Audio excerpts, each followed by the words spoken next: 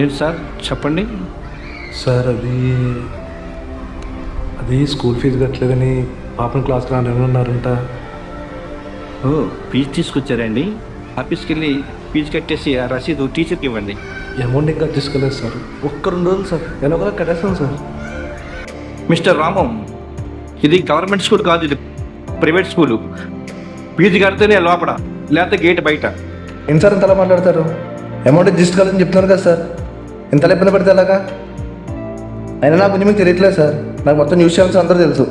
Fee కోసం ఇబ్బంది పెడుతున్నారు, పేపర్లు ఎంచమంటారా? ఏంటి బెదిరిస్తున్నావు? ఏంటి పేపర్లు ఎంచుకుంటావు, టీవీలు ఎంచుకుంటావు? పో పో బయటకి ఎక్కడి నుంచి. ఫీజులు కట్టలేరు కానీ పెద్ద పెద్ద స్కూల్లో చదువులు కావాలి వాళ్ళకి.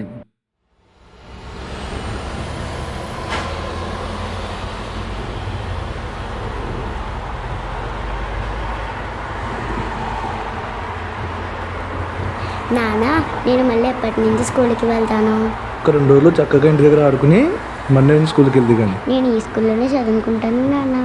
ఈ స్కూల్లో చదువు బాగా చెప్పరమ్మా. మరి తేజు ఏంటి అలా చెప్పింది? ఈ స్కూల్లో బాగా చదువు చెప్తారు, లంచ్ కూడా పెడతారు, కూడా ఇస్తారని చెప్పింది. తను నీతో అబద్ధం చెప్పిందిరా.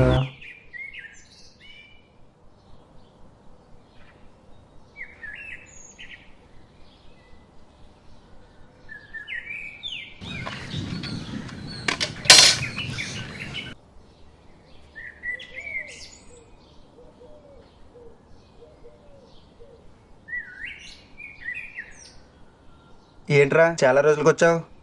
ఏవే మా తమ్ముడు వచ్చాడు, కాఫీ పెట్టు. అవే అవసరం లేదు, నీతో 2 నిమిషాలు మాట్లాడాలి. లోపలికి రారా, కూర్చొని మాట్లాడుకుందాం. పర్లేదు, చిన్న విషయమే. సరే ఏంటో చెప్పరా. అదే మన పొలం ఉంది కదా, తను నమ్మేద్దాం అనుకుంటున్నాం. ఇప్పుడు అంత అర్జెంటుగా పొలం అమ్మాల్సిన అవసరం వచ్చిందిరా? నాకు అవసరం వచ్చింది, మంచి బేరం చూసి చెప్పు. సరేరా అయితే నేను చూసుకుంటాను.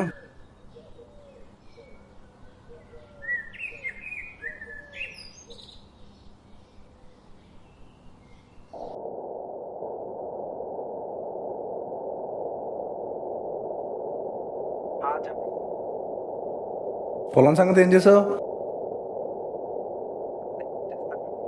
ఏంట్రా ఆలోచించేది? త్వరగా చేయదు ఒకటి.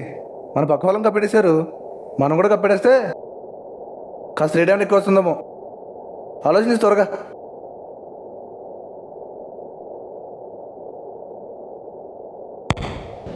ఏమి ఆలోచించావు? ఎవరు? నిన్నే. నా కోసం ఏం ఆలోచించావు? ఎవరు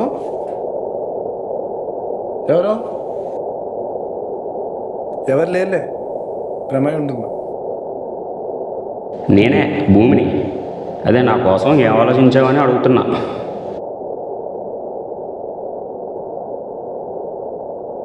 ఏంటి భూమి మాట్లాడుతుంది? మనుషులు పొరపాట్లు చేసినప్పుడల్లా ప్రకృతి స్పందించడం సహజమే కదా. ఇప్పుడు నేనేం పొరపాటు చేశాను?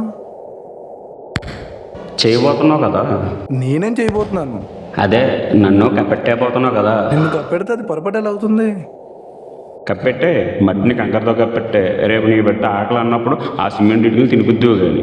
బాగున్నారా అబ్బాయి నీ ఆలోచనలు? నా ఆలోచనలు ఎప్పుడు బాగానే ఉంటాయి. అవును, చాలా బాగున్నా నీ ఆలోచనలు.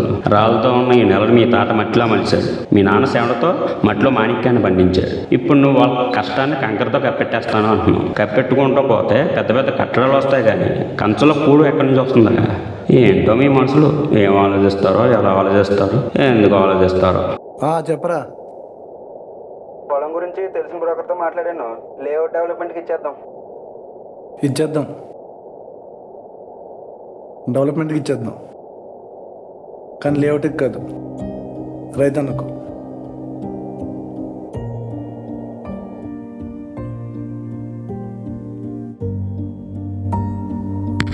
ఇదను అక్కలేని డాబులు పోయి ఉన్న డాబాలను భూములను అమ్మేస్తున్నారు. పండే భూమిని పంటనాల కింద ఉండిద్దాం, పండన భూమిని కట్టడాల కింద మార్చేద్దాం.